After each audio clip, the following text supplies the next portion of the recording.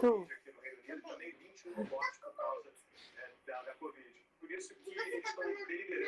Tá gelado. Priscila Silva, você está com seu microfone ligado. Está com o microfone prendido. Ai, perdão.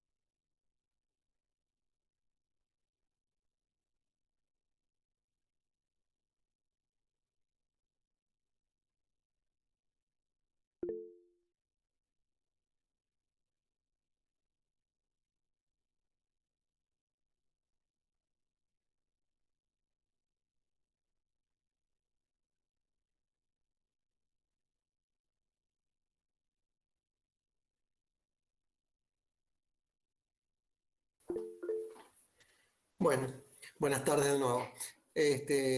Vamos a comenzar entonces con el caso clínico.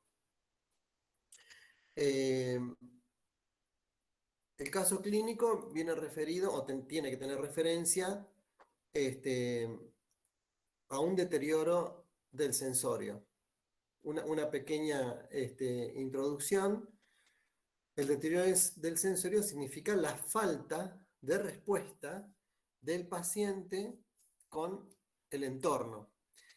Ese deterioro del sensorio puede ser en más o en menos. ¿Qué significa en más? En más que puede estar acompañado de otros signos, como ser un deterioro del sensorio con excitación psicomotriz. O en menos, un deterioro del sensorio con signos y síntomas que nos hacen pensar en un cuadro de tipo comatoso.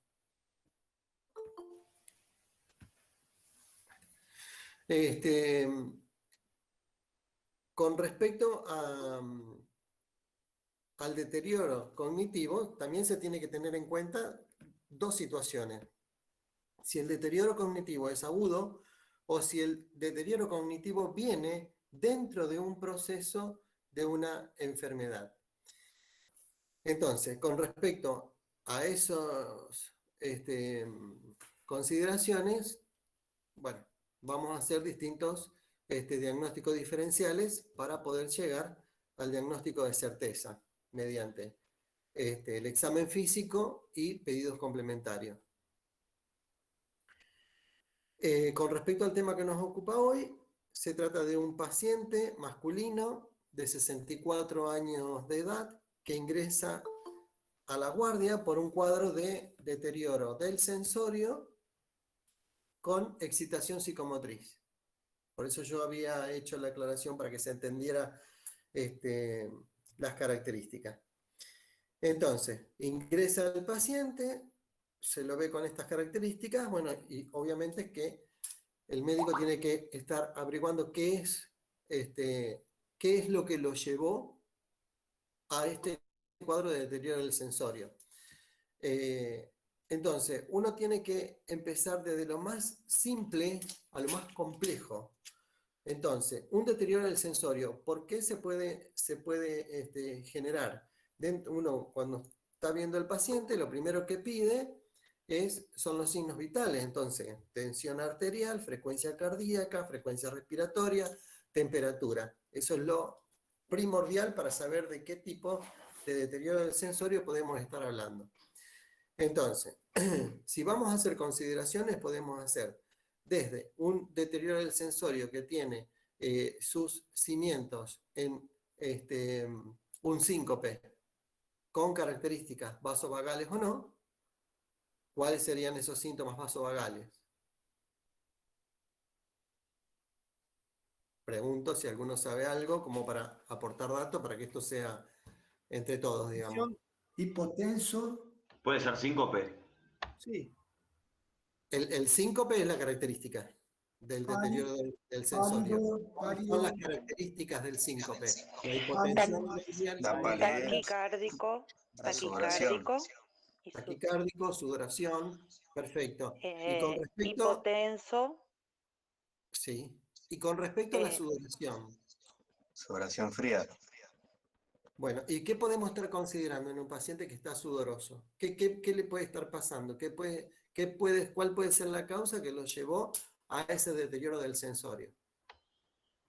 Puede ser una sepsis. Por eso, pensemos de lo más simple a lo más complejo. Una insuficiencia cardíaca. Un infarto. Como urgencia, un infarto, perfecto. Algo más simple.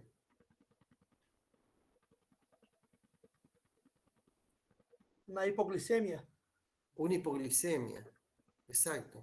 Si el paciente es diabético, con más razón. Todavía no dijimos nada de los antecedentes del paciente, pero simplemente como para ir evaluando. O sea, cuando uno está viendo al paciente, directamente tiene que empezar a hacer un ejercicio de diagnóstico presuntivo de qué es lo que le puede estar pasando. Entonces, por eso digo que los signos vitales son fundamentales y si a eso le agregamos, por ejemplo, lo más simple que es un test de Acouchet,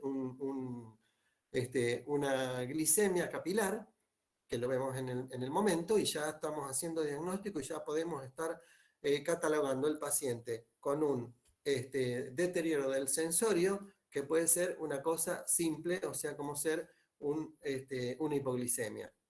¿Se entiende por qué estoy diciendo que tenemos que empezar a pensar desde lo más simple a lo más complejo? Porque lo más simple lo podemos resolver en la guardia. Lo más complejo, bueno, si es necesario, ir a terapia intensiva. Si este paciente tiene una hipoglicemia, que es un paciente diabético, lo resolvemos ahí. Vemos de cuánto es la hipoglicemia y si hay que hacer incorporación de hidratos de carbono, sea en forma endovenosa, sea en forma vía oral, de acuerdo a la depresión del sensorio que tenga. Y si vamos un poco más allá, como dijeron, un infarto agudo de miocardio, ese paciente obviamente que tenemos que trasladarlo rápidamente a unidad coronaria. Por eso tienen que ir pensando de lo más simple a lo más complejo, porque no vamos a trasladar un paciente con una hipoglicemia a terapia intensiva. ¿Se entiende? O sea, es el recurso sanitario justamente hay que tenerlo en mucha consideración. Entonces, y más en estos tiempos que están corriendo, o sea, tenemos que preservar, digamos, las áreas críticas para realmente pacientes críticos. Entonces, todo lo que podamos resolver de deterioro del sensorio en la guardia, lo solucionamos en la guardia. Bien, otra cosa que puede corresponder, sumamos, no es del caso clínico, simplemente estoy diciendo con respecto a la presunción del cuadro sincopal, de un síncope, como dijeron, como diagnóstico diferencial. Entonces, si se trata de un paciente joven entre 18 y 20 años, ¿qué podemos considerar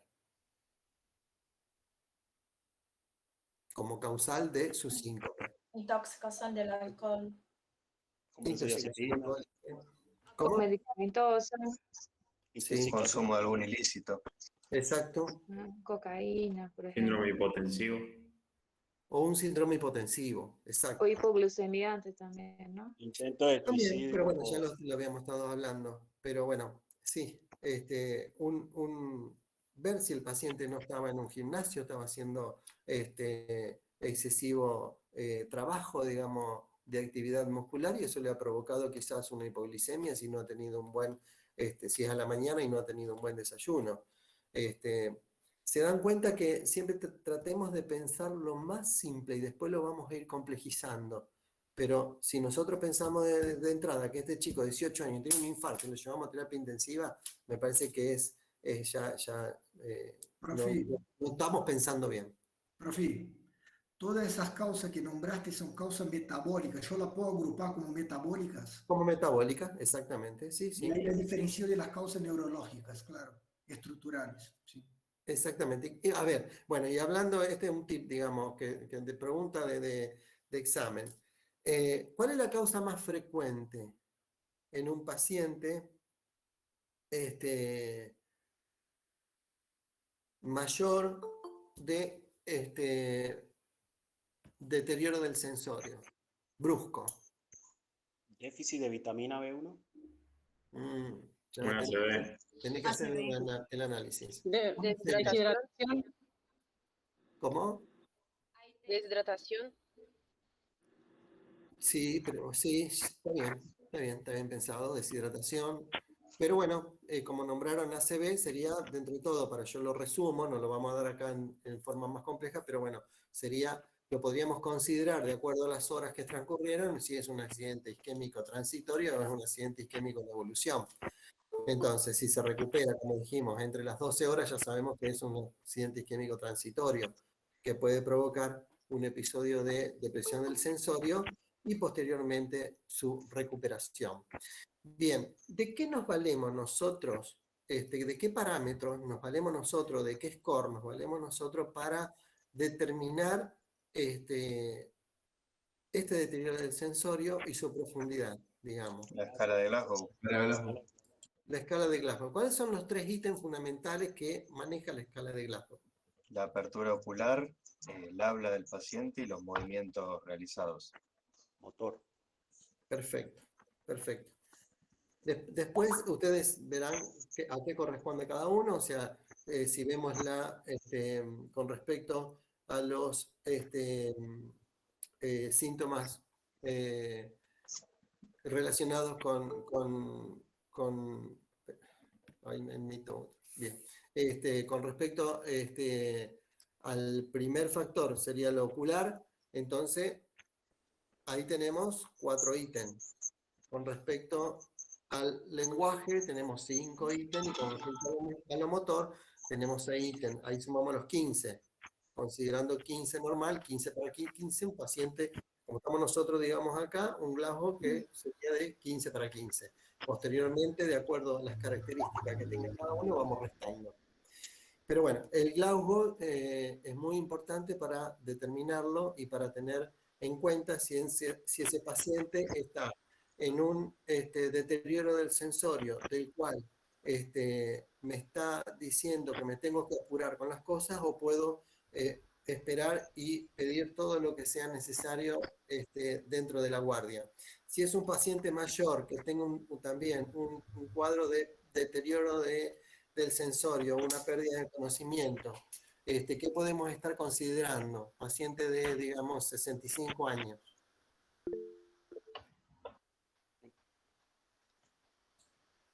Si es diabético puede tener un deterioro por deshidratación hiperosmolar, por una hiperglucemia. Habría ¿Qué es frecuente el consumo de fármacos? que ver si es un cuadro crónico, progresivo, o si es un cuadro agudo, no sabemos.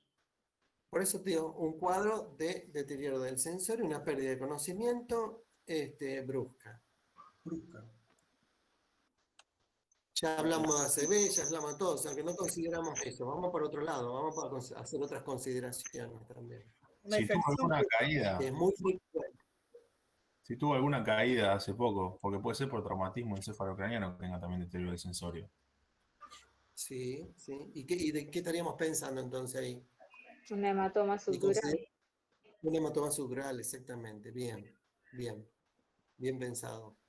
Pero bueno, en este paciente, tenemos a todo el paciente que ingresa, chicos, eso no se olviden, por eso yo insisto con eso y en el examen final pregunto siempre. ¿Qué es lo fundamental que le preguntan a la enfermera? Porque eso es trabajo de la enfermera. A ustedes lo llaman y dicen, doctor, hay un paciente en la guardia. Bien. ustedes tienen que estar automáticamente, ¿cuáles son los signos vitales? Lo primero le tienen que preguntar a la enfermera, porque la enfermera lo recibió, y lo primero que tiene que hacer la enfermera es medir los signos vitales. Por eso digo, tensión arterial, frecuencia cardíaca, frecuencia respiratoria y temperatura. Entonces, si dice, me parece que está un poco lento el pulso, bueno, entonces perfecto, ya tenemos un dato, vamos y tomamos el pulso y vemos cuánto tiene. El paciente puede tener un bloqueo AB completo y el paciente estamos pensando que tiene cuestiones neurológicas, que tiene una ACV y en realidad lo que está teniendo es un bloqueo cardíaco. Entonces, por eso digo, ese paciente va más rápido a terapia intensiva, a unidad coronaria, porque hay que ver si necesita un marcapaso transitorio ya o puede esperar el marcapaso definitivo estando internado. Ese juego tienen que tener, o lo que nosotros les pedimos desde el punto de vista de la clínica, de lo que ustedes tienen que manejar, cuestiones rápidas y diferenciar cuadros. Para eso son estos casos iterativos. Es para pensar, para abrir la mente de que no solamente porque pienso en algo neurológico me quedo con eso, no. Tenemos que sacar anteojeras y ver el espectro de todo lo que podemos manejar. El paciente es un todo, no es neurológico puro, no es cardiológico puro, no es gastroenterológico. Tiene un montón de cosas y entre medio de esas tenemos que andar averiguando qué es lo que le está pasando. Bueno, entonces, resumiendo y volviendo al paciente, habíamos dicho 64 años, masculino, que había ingresado por un cuadro de deterioro del sensorio con excitación psicomotriz. Bien, el paciente está estabilizado. Empezamos a preguntar ¿cuándo había empezado? Empezó en forma hace aproximadamente 2 horas de su ingreso a la guardia de terapia. Y bueno, y bien, ¿qué es lo que le ha estado al paciente? ¿Tenía algún estado de comorbilidad previa, por ejemplo, que nos esté indicando a nosotros? O sea, ¿cuáles son los antecedentes patológicos personales que tiene este paciente? Este paciente es hipertenso y al mismo tiempo es un insuficiente renal crónico, no en tratamiento hemodialítico, pero que maneja una creatinina de 2,40. O sea que está ahí medio al borde de llegar en un futuro a una diálisis. Pero por el momento, digamos, con la cifra de creatinina todavía lo podemos esperar. El paciente está orinando, así que por lo tanto no es mi problema, digamos, en este momento su insuficiencia renal. Lo tomo como antecedente, pero no porque lo tenga que tratar en este momento. Bien, ¿qué otras consideraciones hacemos con respecto a lo que pueda tener el paciente? Bueno, y este paciente lo que nos vienen a decir, o lo que nos vienen a comentar, es que el paciente tiene un adenocarcinoma de parótida, poco diferenciado, que fue tratado con cirugía, con radioterapia y quimioterapia. El último pulso de quimioterapia fue hace 6 meses. Y posteriormente se le hizo una tomografía y se encuentran metástasis en base de cráneo y dudosa en columna vertebral. Eso es todo lo que nos refieren con respecto a este paciente. Bien. Entonces, hagamos otra consideración. Volvemos a los signos vitales del paciente. Dijimos la tensión arterial, la frecuencia cardíaca, la frecuencia respiratoria y la temperatura. Si este paciente tiene estos antecedentes y estoy pensando, hay un dato que me estoy guardando, me estoy guardando para que ustedes piensen, pero si no, el caso se cierra muy rápido. Pero hace a la cuestión de base. Pero yo para hacer otras disquisiciones diagnósticas. Entonces, si a este paciente le sumamos que en el examen físico le encontramos que tiene temperatura, ¿qué es lo que podemos considerar con respecto a su deterioro del sensorio? Más temperatura. Una meningoencefalitis. Una meningoencefalitis, ¿qué más? Una sepsis. Una sepsis. O sea, si partimos de algo que se puede hacer sordo en los adultos mayores, puede ser también una infección urinaria. Una infección urinaria, sí.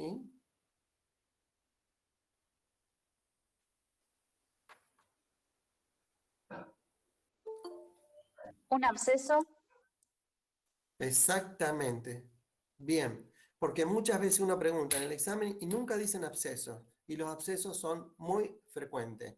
Así que, bien por la presunción diagnóstica. Nunca lo comentan el absceso como causa de infección del sistema nervioso central. Está bien que tiene que ser algo más que puede o no dar síntomas focales, pero en su inicio puede ser un cuadro de deterioro del sensorio.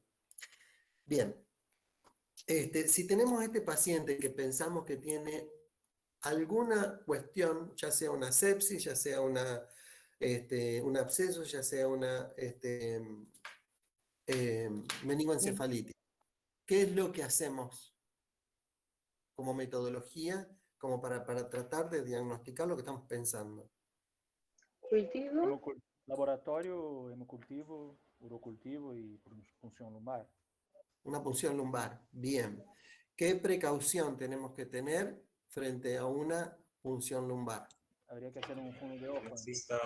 La hipertensión endocraniana puede ser. Por eso está bien lo que dijeron, un fondo de ojo. Por eso hay que hacer antes una tomografía. En el fondo de ojo vamos a ver si la papila viene de bordes netos, si vemos que no hay edema de papila, obviamente que eso nos da un poco de tranquilidad y podemos hacer una punción lumbar. Si el paciente está con un edema de papila, entonces ahí sí podemos hacer una tomografía y entonces podemos tener más tranquilidad para ver si el paciente está con hipertensión endocraniana o no, como lo sugirieron, que me parece correcto. ¿Estamos hasta ahí? Otra de las cosas que se preguntan en el examen, ¿cuál es el líquido cefalorraquídeo normal? Los valores. Tenemos que considerar presión. La presión creo que es de 9 a 12 milímetros de mercurio, ¿puede ser? O a 20.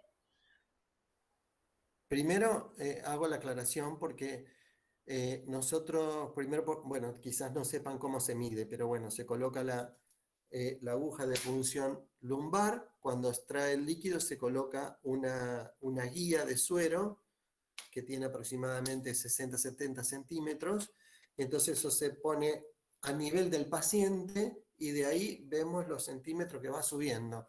Entonces no lo estamos midiendo con milímetros de mercurio. La presión del líquido cefalorraquídeo se mide en centímetros de agua.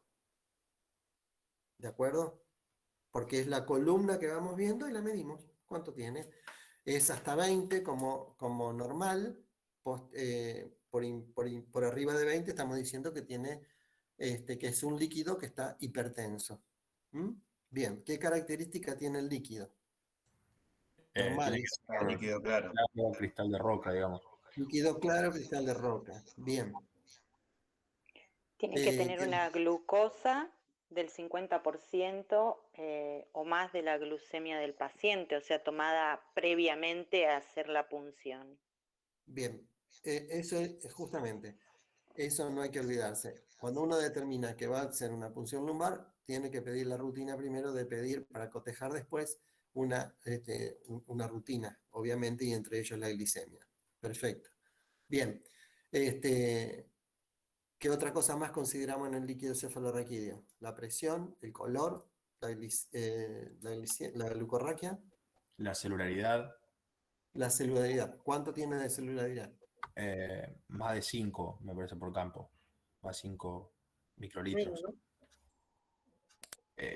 Y el 70% tienen que ser mononucleares. Linfocitos. ¿No sería menos? Linfocitos. Menos de 5. Hasta 5 leucocitos por campo. Menos 2 a 3 por campo.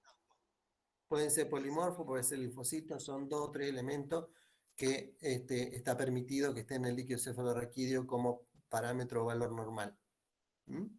Bien, ¿y qué otra cosa más vamos a medir? Las proteínas. Las proteínas. Las proteínas. ¿Y cuánto es la proteína? ¿De 15 a 45? 15 a 45, Correcto. Miligramos. Bien. Gramos sobre Entonces, mililitros. miligramos por litro. Miligramos, sí. Por litro. Ah, ok. Bien, las diluciones las hacen en el laboratorio, o sea, nosotros vemos el resultado, pero las diluciones se hacen allá. Bien, entonces, un paciente con esas características que tiene fiebre y estoy pensando que tiene, bueno, un cuadro infeccioso, teniendo este parámetro, sabiendo este parámetro de líquido cefalorraquídeo normal, si viene alguna alteración, ya sea en el número de celularidad, por ejemplo, si tengo 2.500, 3.000 elementos, ¿qué puedo estar pensando?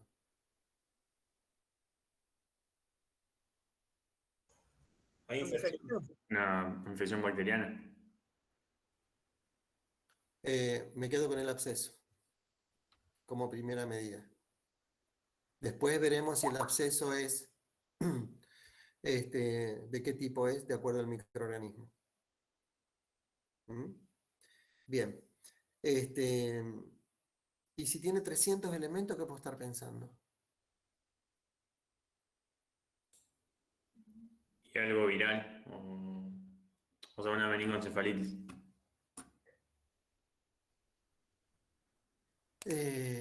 Tomaría como que todo es una meningoencefalitis, pero bueno, ¿qué puede estar causando?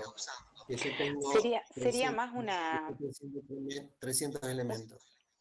Una etiología más sobre la tuberculosis, sospecharíamos. Me gusta más Una por micosis. tuberculosis. Sí, sí, un O micosis. Recuerden que Una neoplasia. también recuerden que con respecto a los elementos tiene 1500 elementos y puede ser también una bacteriana o una viral. O sea, no cambia. Lo que sí, las infecciones específicas, como es la tuberculosis, cursan con un número de elementos no tan elevado, o las micóticas, por eso decía las específicas. ¿Estamos? Bueno, sigamos con este paciente. Este paciente se le hizo el fondo de ojo. Una pregunta, ¿sí sabe? ¿Cómo? Una pregunta rápida. ¿Sí sabe cuál fue la presión arterial medida? Si estaba teniendo una crisis hipertensiva por la historia de ser hipertenso. ¿El paciente que estamos tratando, que estoy presentando? Sí, porque tenía una historia de hipertensión. Tiene antecedentes de hipertensión y al momento del ingreso estaba con 160/80. Ah, bien. Entonces estaba elevado, estaba teniendo una crisis. Bien. Digo por pensar una cefalopatía. Yo no estoy considerando ninguna crisis. Ojo con lo que están manejando con crisis, ¿no? 160/80 para un paciente de 64 años hipertenso, yo diría que es una presión normal para él. A 160. 160.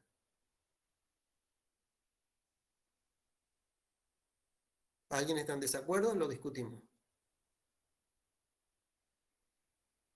Perdón, ¿cómo dijo doctor que 160 era una presión normal para este paciente? Para este paciente de 64 años con antecedentes de hipertenso medicado, sí. En el momento de tener el deterioro del sensorio, yo lo considero con parámetros estables, dentro de lo normal. No lo considero un hipertenso al paciente con esos valores. ¿Cuál es el valor de hipertensión arterial? ¿Cuál es el valor de hipertensión arterial? Bueno, el valor normal es 120/80. Ese es el valor normal. Para hipertensión, ¿Cuándo considera un paciente hipertenso? Mayor que 130 de sistólica y 89 de diastólica. 140/90. Bueno. Igual no podemos pretender que tenga 120/60 ya si es hipertenso. Para él que es hipertenso, 160 está bien. Pero para algo Estoy existe el tratamiento, o sea, antihipertensivo, digamos, o sea, para mantener la presión lo más parecido a lo normal. En mi opinión, esa cifra que el profesor reporta...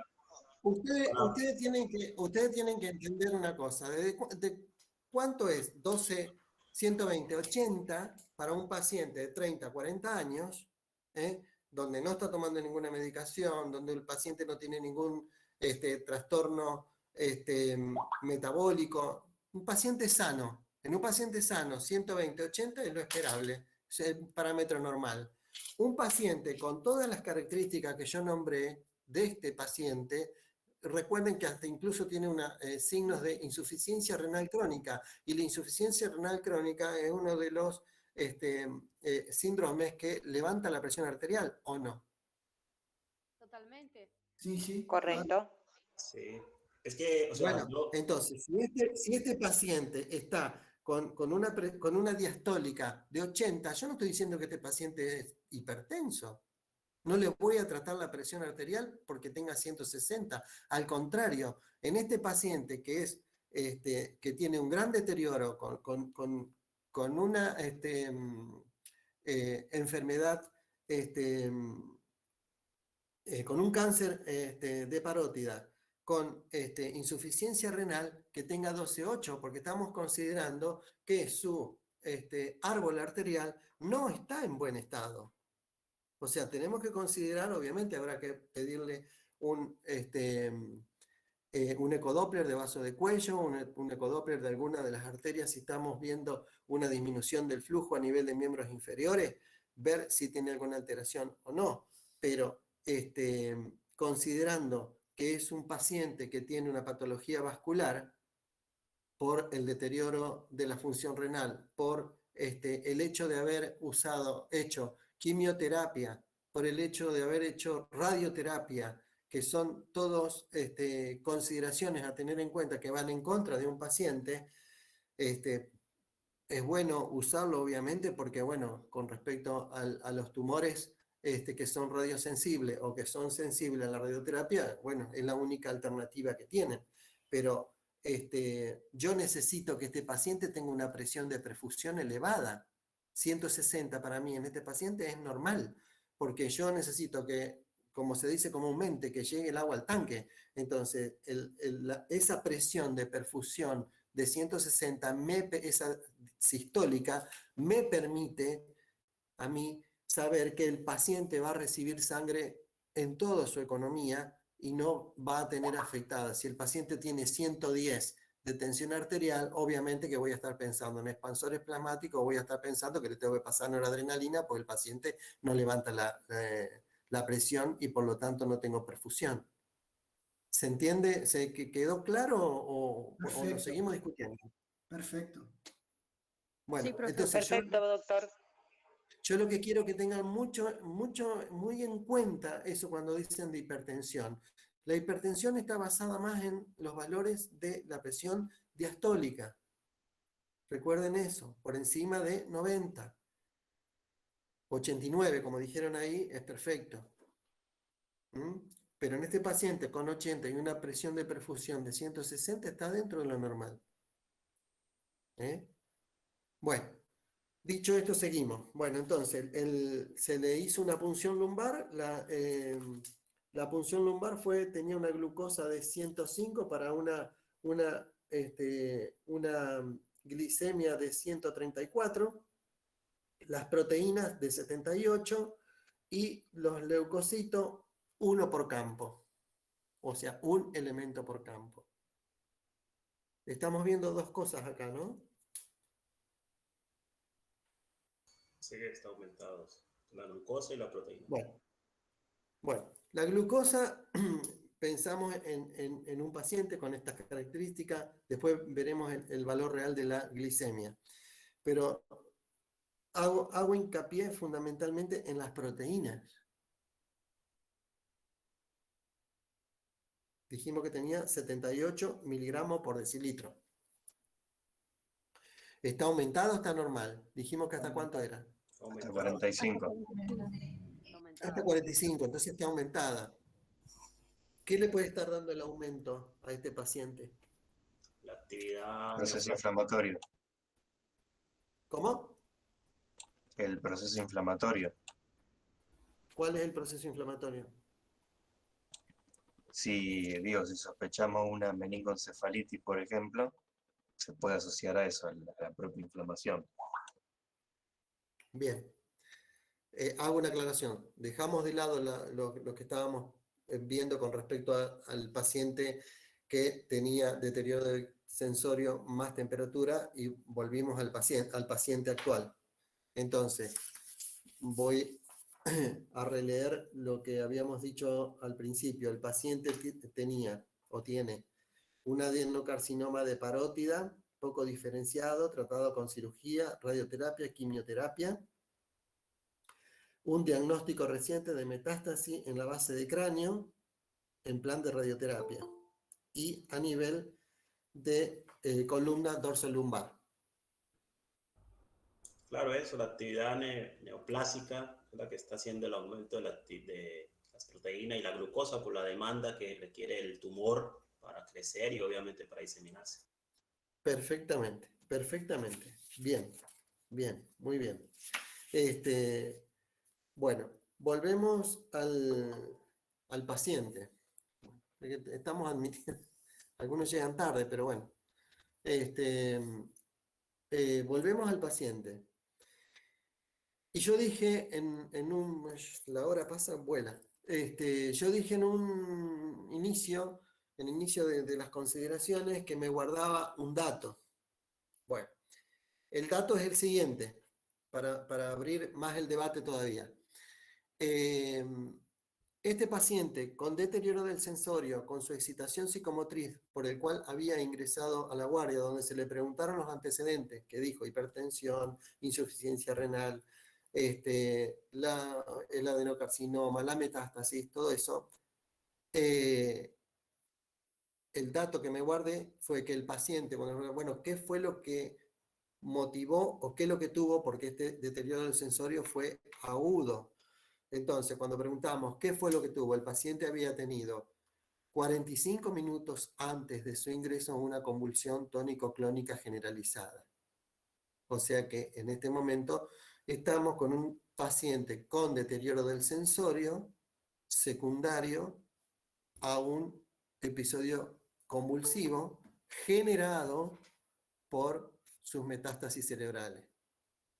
Digamos, esa sería la conclusión de cierre del paciente. Pero bueno, hasta llegar a eso hay que hacer un largo camino y fundamentalmente con respecto a pensar en que el paciente puede tener miles de razones para tener un deterioro del sensorio. Entonces, si nosotros decimos, bueno, el paciente tuvo una convulsión en muchas guardias, por ahí dice, bueno, sí, un epiléptico, ya está, una epilepsia secundaria a sus tumores, listo, ya está, y no se estudió más nada. Pero no, este paciente hay que seguir estudiándolo, hay que ver por qué, cómo sigue si bien sacarlo de su deterioro del sensorio, cuál sería la forma de sacarlo de ese deterioro del sensorio, o con miras a que no vuelva a repetir el mismo cuadro, que es lo que tendríamos que estar considerando o pensando como medida terapéutica. ¿Se entiende la pregunta? No, profe, ¿puede repetir? Yo tengo al paciente con un deterioro del sensorio secundario a una crisis convulsiva que tenemos de base, que tiene metástasis cerebrales. ¿Cómo hago yo prevención de que el paciente no tenga más convulsiones o que tenga menos? Opino yo que sería hacer un ajuste en cuanto a la quimioterapia, la radioterapia, porque es la que está siendo inefectiva. ¿No sería el control de la hipertensión que tiene endocraniana, hacer el control de eso? Y si no, darle fármacos anticonvulsivantes. Exactamente. Ácido Todo valproico. paciente que tiene una causa fundamental de producción de convulsiones, lo tenemos que tratar. O sea, no le podemos sacar la metástasis. Sí podemos hacer el tratamiento de quimioterapia, de radioterapia, lo que sea, pero la metástasis, o de cirugía, pero la metástasis todavía la tiene, o sacada la metástasis le va a quedar una irritabilidad neuronal al paciente por extirpación de parte del tumor con parte del tejido nervioso. Entonces, por lo tanto, va a quedar un foco irritativo que puede ser permanente o no, pero mientras tanto yo lo tengo que tratar. Entonces, tengo que hacer profilaxis con medicación anticonvulsivante. ¿Puede ser este paciente. ¿Cómo? ¿Puede ser las benzodiazepina en este caso? Las benzodiazepinas son para uso agudo, no para uso crónico. ¿La fenitoína o los barbitúricos entonces?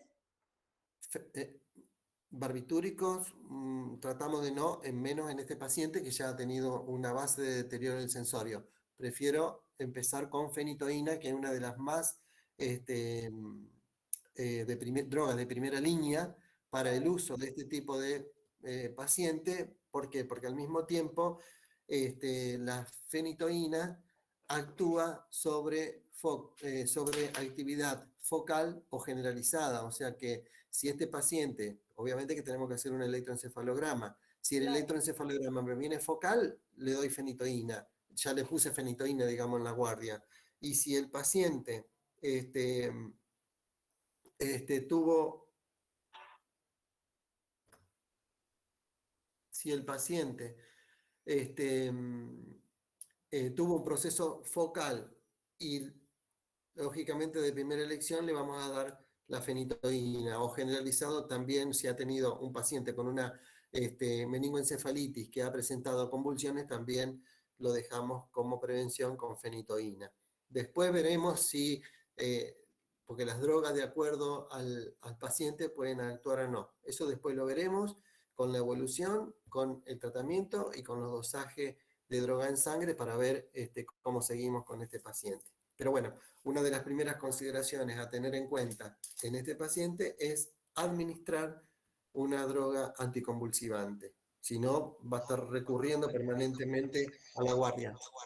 Doctor, una pregunta. ¿Puede utilizarse también el valproato de magnesio o la carbamazepina? ¿Sería lo mismo o no? El ácido valproico, el valproato, se usa más para generalizadas. La carbamazepina es también de primera elección para las crisis focales o focos de irritabilidad. Entonces la carba sí la podríamos usar. Carbamazepina o fenitoína de primera línea. Bien. Yo no digo que el valproato no actúa sobre los pacientes que tienen una metástasis cerebral y hace convulsiones. Pero en neurología pensamos primero las drogas de primera elección y después, si esas no se pueden usar o no son efectivas, pasamos a la segunda elección. En este caso, el ácido valproico para la metástasis sería de segunda elección y tercera elección el levetiracetam. Una de las drogas un poco más nuevas. Bien. Bueno, conclusión. El paciente no era pasible de cirugía, tenía esas metástasis a nivel de fosa posterior, donde estaban bastante profundas. Entonces el hecho de hacer cirugía a ese nivel, si uno hace cirugía en un paciente que tiene metástasis profunda, tiene que arrancar la mitad del cerebro, o sea que queda un paciente que no, sin ninguna calidad de vida. Entonces, incluso son tan profundas que pueden deformar hasta la fosa posterior, tronco encefálico, hace una hernia insular y el paciente puede morir. Entonces, se tomó un tratamiento un poco más paliativo, se hizo quimioterapia y radioterapia. El tumor de parótida es por lo general bastante radiosensible, entonces se pudo, cuál es la función, digamos, de los citostáticos y la radioterapia en este tipo de lesión, tratar de disminuir el tamaño de las lesiones, cosa de que la irritabilidad a nivel neuronal no sean tanto, no produzcan demasiada hipertensión endocranial, que también me puede llevar a una herniación y muerte del paciente. Así que se eligió ese tipo de tratamiento. Aparte, esa insuficiencia renal que el paciente lo tenía, apareció posterior a la quimioterapia, o sea que la quimioterapia es en parte la responsable de esa disfunción a nivel renal. Entonces también estábamos con la mirada puesta ahí, por lo tanto se eligió, por eso digo, más el tratamiento de radioterapia, porque la quimio sería justamente poner en jaque al riñón que ya venía con deficiencias. Bien, bueno. Entonces, esa es la conclusión del cuadro clínico del paciente, de cómo un paciente con un deterioro del sensorio puede tener o venir ya con un diagnóstico puesto, y lo que estamos viendo o lo que estamos considerando son las complicaciones generadas por esa patología. Pero bueno, también tenemos que tener en cuenta que con respecto al deterioro del sensorio tenemos un montón de patologías que, si bien pueden estar asociadas, como el caso de la hipoglicemia en pacientes diabéticos, en los cuales se les bajó el nivel de glicemia en sangre, o aquel paciente que tuvo un susto, por ejemplo, y tuvo un síncope. Por eso hoy refería con respecto a la edad, que se me pasó, ahora lo vuelvo a traer. Dentro de la clasificación están muy en cuenta los síncopes infantojuveniles. Los síncopes infantojuveniles son los que se pueden generar desde el paciente o el joven que le van a sacar o le van a hacer una extracción dentaria, una extracción de sangre, y que posteriormente a dicho procedimiento se ponen pálidos, se le baja la presión, se quedan todos sudorosos y pierden el conocimiento. Por eso insisto que siempre tenemos que ir de lo más simple a lo más complejo. No olvidarse también que un paciente con un infarto de miocardio también puede empezar con un deterioro del sensorio, y sumado signos o síntomas vasovagales. Yo siempre insisto que tenemos que ver al paciente en un todo, no sectorizado, no porque el paciente tiene una cuestión neurológica, va a ser neurológico puro. No, este paciente ingresó por un cuadro que podría corresponder a un cuadro neurológico, pero al final era una cosa totalmente diferente. Si bien tenía compromiso del sistema nervioso central, pero su origen no era ese. Por eso te hago la pregunta, profe, de eso, Sí. porque en el examen físico se tiene que buscar, por ejemplo, un foco neurológico ahí también para descartar otra cosa en el examen físico. Exactamente, exactamente. Por eso dije que al paciente hay que ver desde los signos vitales hasta verlo en forma completa.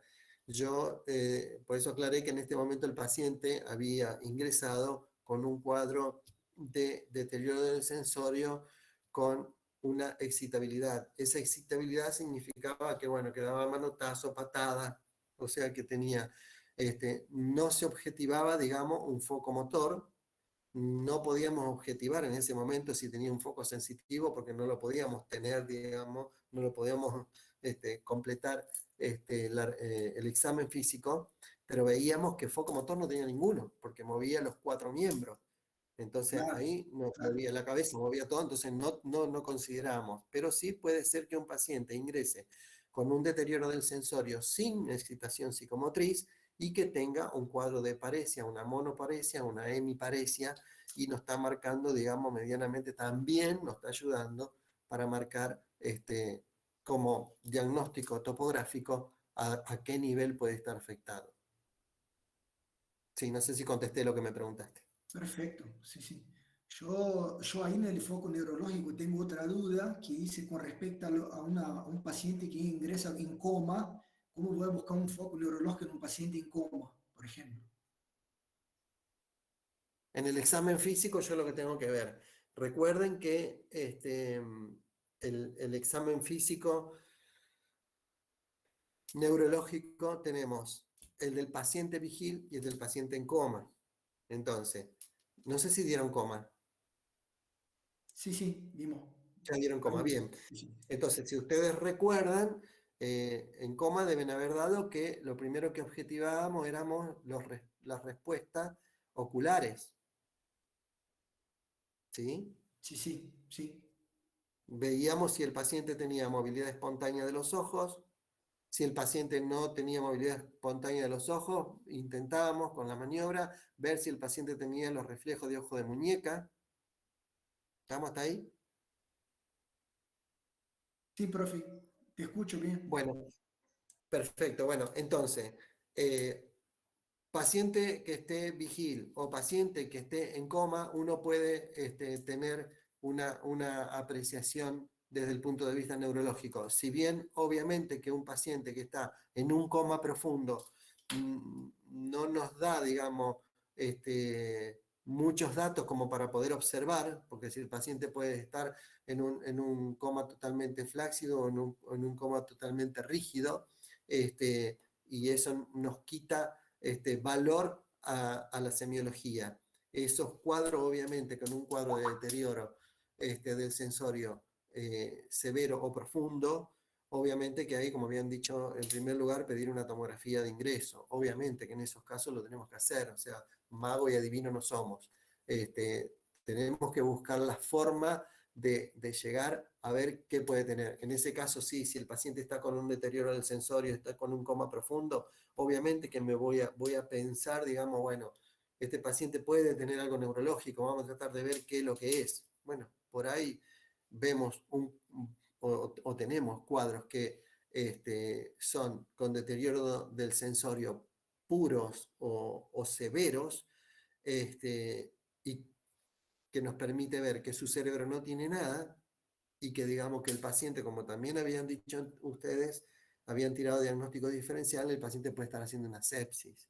O sea que vale mucho la apreciación en el momento, vale mucho el hecho de evaluar al paciente y decidir un estudio complementario. Gracias. Seguimos con las inquietudes. No, por favor. Otras preguntas. Nos quedan 3 minutitos.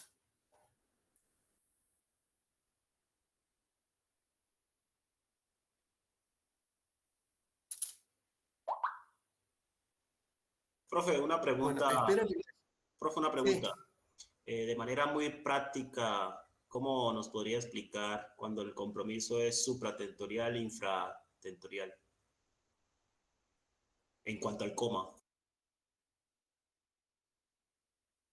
Y bueno, como por eso pregunté si habían tenían la clase de coma, porque ahí deben haber explicado qué es lo que veíamos justamente.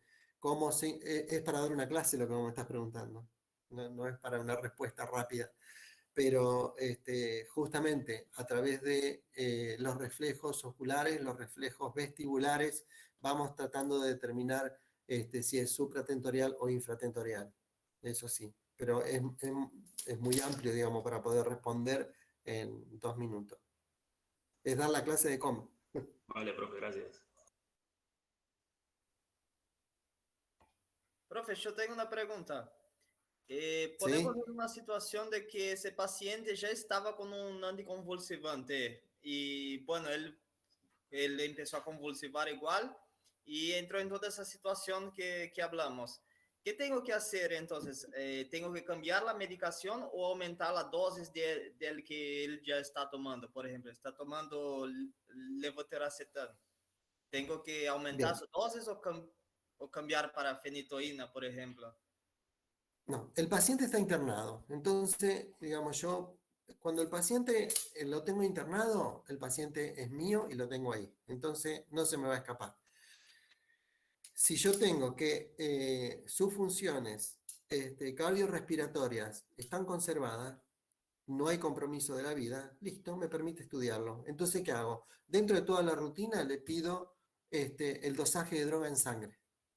Si él está tomando levetiracetam, si está tomando fenitoína o carbamazepina, yo le pido el dosaje de esa droga en sangre. Entonces me viene el informe y yo sé si está en rango o no con respecto al valor terapéutico que tendría que tener esa droga. Si hablamos de fenitoína, por ejemplo, el rango estaría entre 4 y 12. Si el paciente tiene 3, obviamente que estoy diciendo el rango está por debajo del nivel efectivo favorable para el paciente. Entonces ahí directamente le aumento, ya considerando que, de acuerdo a la dosis que tenga, considerar que pase el rango de 4 del piso, digamos.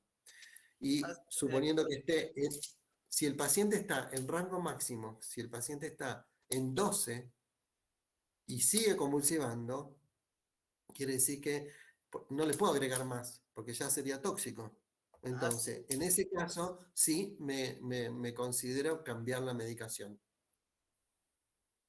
Sí, no, esa era mi duda, ¿viste? Por ejemplo, él ya estaba con 1, ahí así igual convulsionó. Si yo quiero saber si como tratamiento paliativo ahí cambiaría o aumentaría, pero ahí comentaste en el video. No, si yo estoy en rango terapéutico, suponte, seguimos con el ejemplo de la fenitoína, de 4 a 12. Si yo lo tengo al paciente con un nivel en sangre de 8, me permite aumentarle, porque hasta 12 yo puedo seguir aumentando la dosis con la fenitoína. Uno trata de no cambiar, uno solamente cambia la medicación cuando llegó a dosis máxima y no tiene efecto terapéutico. Entonces, en ese momento sí está indicado cambiar la medicación. Pero si el paciente, el dosaje está en rango y está por debajo de dosis máxima, yo tengo que seguir con esa misma droga. No puedo quemar una droga por decir, si tiene 5, no usa más, paso carbamazepina. Y si yo sigo manejando también niveles bajos, le voy a poner la carbamazepina a 5 y para llegar a 10, de 4 a 10 es la carbamazepina, no, la cambio porque no anda. Y así vas a cambiar un montón de drogas que estás quemando inútilmente. Entonces, una droga se cambia cuando llega a un nivel plasmático máximo y no tiene efecto. Se quedó bien claro el concepto ese, ¿no? Sí, doctor. Bien. Doctor, esto, o sea, ¿es de buena práctica o realmente se hace el dosaje de la droga plasmática? Porque, o sea, yo tomo medicación anticonvulsivante y me las han cambiado un montón de veces y nunca me la dosaron. Jamás me dosaron. O sea, ¿es una cuestión de buena práctica o sí se hace en los públicos, en los privados? O sea, se hace. Mira, yo trabajo en el Hospital Centenario, yo tengo el consultorio de epilepsia, yo hago epilepsia en el Centenario. Sí. Y también, aparte de neurólogo, soy neurólogo infantil y tengo un día de atención de chicos epilépticos de neurología infantes, perdón. El pedido del dosaje de droga en sangre se pide cada 4 o 5 meses. O sea que vos tenés que tener 3 registros anuales de cómo va el nivel de droga en sangre. Y acompañado de un electroencefalograma que se pide cada 6 meses. Excepto que el paciente tenga crisis convulsivas reiteradas, que puede cambiar su patrón eléctrico, entonces pedimos un electro mucho más seguido. Antes de los 6 meses. Antes de los 6 meses, obviamente. Pero son 3 dosajes de droga en el año y 2 electros de encefalograma. Eso es en la práctica y eso es lo que también estoy en la carrera de posgrado de médicos neurólogos, ahí en el Centenario, así que nosotros inculcamos eso a los médicos en formación. Bien, perfecto. Claro, o sea, más que una buena práctica sería cómo es la forma de trabajar, digamos. Es la forma de trabajo que no la inventamos nosotros los argentinos. Obviamente que eso es la recomendación, es un protocolo a nivel mundial. Protocolo, no me salía la palabra, protocolo. Bien. Exactamente, Gracias. El protocolo de seguimiento de paciente epiléptico es este. Bien. Gracias, Lamento doctor. quien será tu neurólogo que no te pidió nada. Nunca. Bueno, si andás bien, está bien. Profe, yo tenía una duda. Bueno. Dentro del líquido cefalorraquídeo, no me quedó claro en qué caso pienso más un absceso según las características.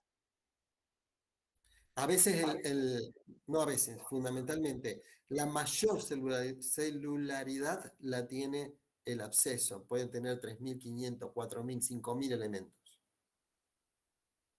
Listo, gracias. Profe, usted Sí. mencionó de personas jóvenes que tienen síncopes ante situaciones de estrés. ¿Estas síncopes dejan alguna secuela, mismo que la persona vuelva a la normalidad? ¿No? No queda ningún tipo de secuela, no, en absoluto. Son las lipotimias o desmayos comunes, digamos. Claro. Bueno, muchas gracias. No, por favor. Bueno, espero que haya sido útil el caso clínico y bueno, y todas las disquisiciones que hemos hecho. A mí me gustó. Espero Muy que ustedes bueno. Sí, estuvo muy bueno. Buenísimo, Muchas profe. gracias. y Muchas gracias. les haya quedado Gracias, claro. Bueno, profe. Sí, muy bueno, un gracias, profe. gusto. Nos Muchas veremos en el gracias, profe. examen. Bye. Chao. Chao. Chao. Chao. Chao. Chao.